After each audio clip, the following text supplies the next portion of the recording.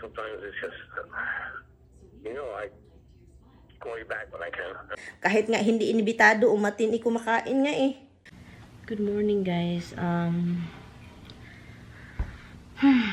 Nagising ako. Wala na si Tami. Nagtrabaho kasi siya kahapon and then pagkatapos nun, nakauwi siya kagabi. Nagising ako kagabi eh. Mga 1:45 siya nakauwi and then nagising ako yun. Nakatulog ako and then umalis agad na naman siya. Nakatulog lang siya ng 1.5 hour I think. So, ang aga niyang umalis. And then, alam ko naligo siya and then hinalikan ako and then sabi ko sa kanya, ingat. I love you. Yun lang.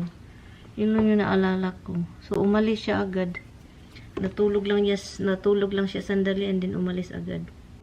Pasensya na kayo guys kasi andito lang naman ako sa bahay. Tawagan natin kasi kanina pa yun, hindi ko alam ano nangyari na. Ay. Hopefully okay siya.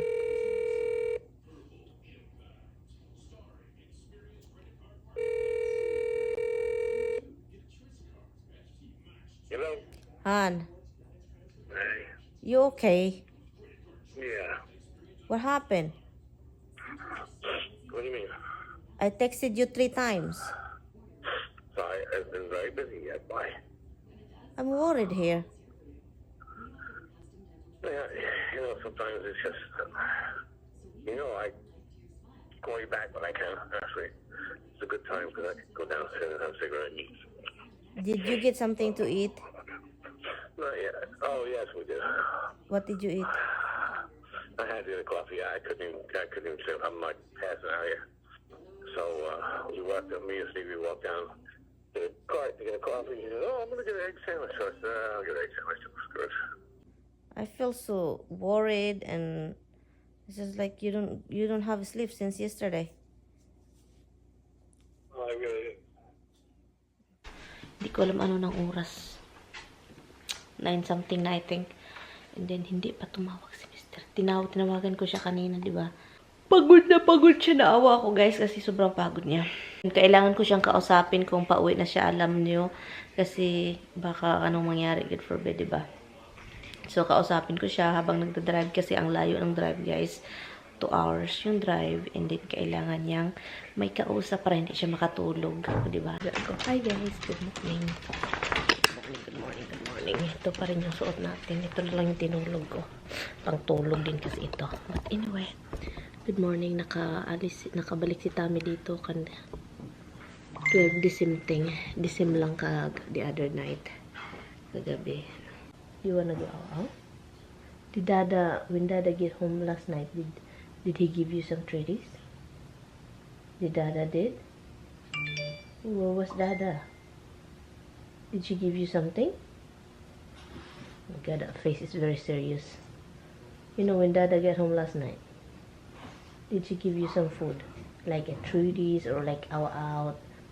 So what you want? You wanna out? Yeah, serious kayo akong baby. I love you, baby girl. I love you, baby girl. Where's Monkey? Where's Misty? Misty's right here. My monkey. Tignan niyo tong isa, jealous. Bumango na siya. So, nag-ready lang ako ng kape. And then, mamaya, aalis na naman kami. Wednesday morning. Yeah. So, how was your drive? I was worried about him last night, guys, because he was driving back home and he decided to go to Taconic.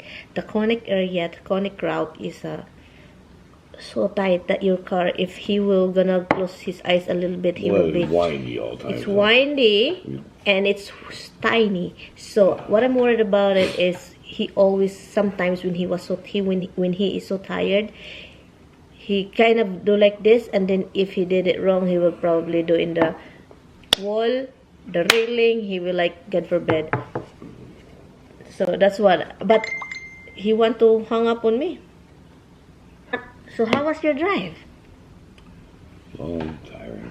It was tiring. You were, when I talked to you, when I called you yesterday, you kept yawning. Yeah, it was tough. So tired. So the whole day, honey, it was so really crazy, huh? Tired. You even close your eyes a little bit over there. Can't. Matter of fact, Carl's like, I don't know how you're doing this. He goes, why don't you like take a nap somewhere? I says, really, seriously, Carl, we're at work. Like, taking a nap somewhere. Tired. He's gonna go back to sleep. The bad guy is, he's probably not. 2 coffees, he's probably not going back to sleep. Seriously, because you have to go. We have to go later to Andrea. Mm-hmm. So you have to close your eyes that you have enough strength. Yeah. That's it for now. Ito lang yung araw namin. Ito lang yung araw ko. Salamat po sa inyong panonood.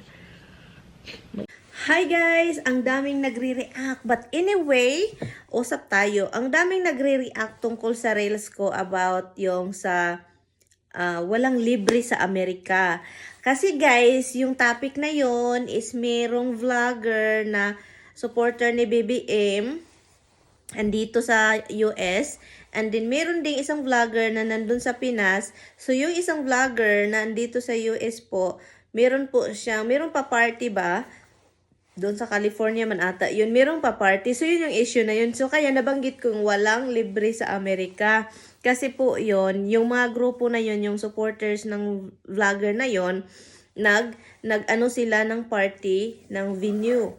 Yung nag-rent sila ng location. So, lahat ng inimbita, lahat ng magpunta, magbigay ng $50.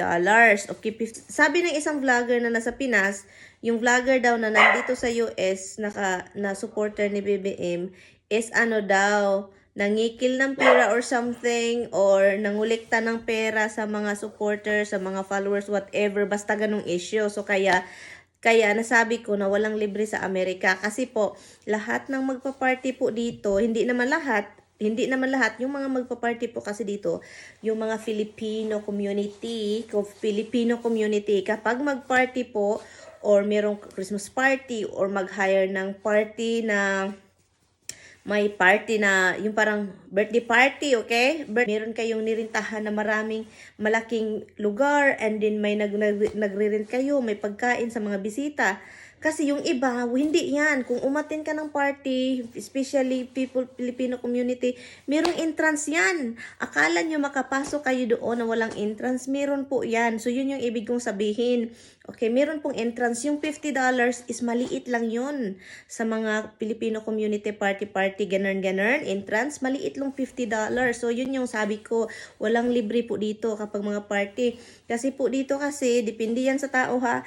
Yung magpa-party kasi, and then magre-rent kayo ng lugar. Yung lugar na yan is nirerentahan yan. Plus, meron pang extra pagkain, di ba? Music, okay? So, renta yan. So, yung mga dumadalo, kaya sila ng pera. Okay, wag na tayong magpa-pretend na kaya kong mag-invite ng tao, and then hindi ko sila pabayarin.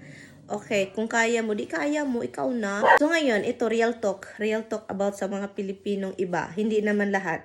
So, ito yun guys. Dito sa Amerika kasi, iba-ibang klaseng tao tayo. Magkaiba po tayo, kahit Pilipino pa tayo, pero magkaiba po tayo ng magkaiba po tayo. So, merong magpa-birthday party, na yung inimbita is kinausap na maglagay ng pera, maglagay ng entrance. So, yun na yun siya. Normal na yun dito sa Amerika. Nung ganun.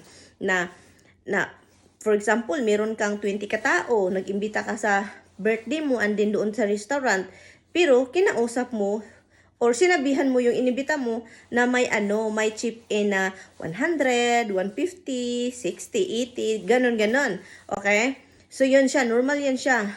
Pero meron ding tao na magpa-party, mag-invite ng mga friends or family na sila yung nagbabayad, yung nagpa-party. Depende yan sa tao. Pero mostly kasi dito sa Amerika, kapag imbitahin ka ng kaibigan mo, understandable na now you have to also to give. You can't just sit down and like that. And then meron you sit and you eat, and then you don't offer even just a little bit of money, okay? So be real here. And then may mga tao din na sabihin na, oh, you don't have to pay ha, kasi ako na yung magbabayad, like my husband, like si Tammy. Yan, mostly kung lalabas kami ng mga family, especially family na galing sa ibang state, si Tammy yan, mag-away, pa yan sila, mag-argue pa yan sinong magbabayad, may ganon. Pero may mga puti din, na may mga foreigner din, na aho, yung parang I pay my own, you pay yours, ganon. Pero may ibang tao din na katulad ng Tammy na I will pay. Okay? I will pay or sometimes split, ganon. Kasi guys, real talk guys, sa Pilipinas kasi, sabihin niyo na, oh, every time na I-invite sa birthday, kung mag-invite ako ng mga kaibigan, ako man yung magbabayad. Kung 3, 4, kung kaya mo, di why not, di ba? Pero magkaiba kasi tayo, di ba? Magkaiba. And then dito sa US, wag na tayo magpa-pretend na hindi natin alam yung culture dito. Yung culture dito is ganon. And then, kapag mag-imbita ka sa bahay mo, ibang story yan, guys. Kapag mag-imbita ka ng tao sa bahay mo, of course, hindi mo sila hihinga ng mga entrance kasi pinapunta mo sila sa bahay. Of course, obligasyon mo yan pakainin, painumin, paupuin, pakantahin, ganon. Painumin ng mga beer dyan. Yan, obligasyon mo yan. Pero wala pa akong nakitang ganun na kahit foreigner na nag-imbita ka sa bahay, maglagay ka ng entrance. Hindi yun ibig kong sabihin. Yung mga venue na malalaki, party na malalaki, restaurant, and then ilang tao yung mo maimbita. Yun siya. You pay your own. Or sometimes, yung may celebrant yung magbayad, yun siya. So, wag kayong mag-react na, oh, ako yung magbabayad. Ay, ganun. Naku, ikaw na mayaman. Sana all. Pero pag mag-imbita ka sa bahay kasi, dito sa Amerika, pag mag-imbita ka sa bahay, understandable na. Parang dala na natin yung ating culture galing sa Pilipinas na pag mag-imbita ka, kahit sila mga foreigner dito wala na sila parang imbitahin ka sa bahay, edi, punta ka, parte, ganon. Pero sa Pilipinas kasi, kapag may malaking party, ito yung kaibahan sa Pilipinas sa malaking party dito at malaking party sa Pilipinas. Ang kaibahan po sa Pilipinas, kapag inimbita ka, walang entrance. Walang entrance yan. Pero dito, meron yung mga community. Meron na, guys, meron dito. Kasi walang libre talaga dito at mahal ang pagkain at saka renta. So, yun. Pero sa Pilipinas, diretso kain, gano'n. May libre doon, imbitado, gano'n. Kahit nga hindi inimbitado, umatin, kumakain nga kumakain sa party kahit imbita. Kasi yung inimbita mo, nagdala pa ng ibang kapitbahay. Punta tayo din. Marami na, diba? Kasi wala kasing entrance. So, yun yung ibig kong sabihin. Hindi po ibig sabihin na lahat ng tao magkapareha, magkaiba-iba po tayo. Depende po yan sa sitwasyon. So, yun yung ibig kong sabihin, guys. Okay? So, wag na kayong mag-react na, grabe naman. Ganun, magkaiba po tayo. And then, alam na ninyo yung kultura sa Amerika na walang libre. Okay? Walang libre. Well, wag na natin pag-usapan yung government help, ganun, kasi iba yun Ang pag-usapan ko lang is yung imbitado ka. Okay, na-explain ko na yun. But anyway, yun lang guys. Salamat po. Wag na kayong ma-high blood.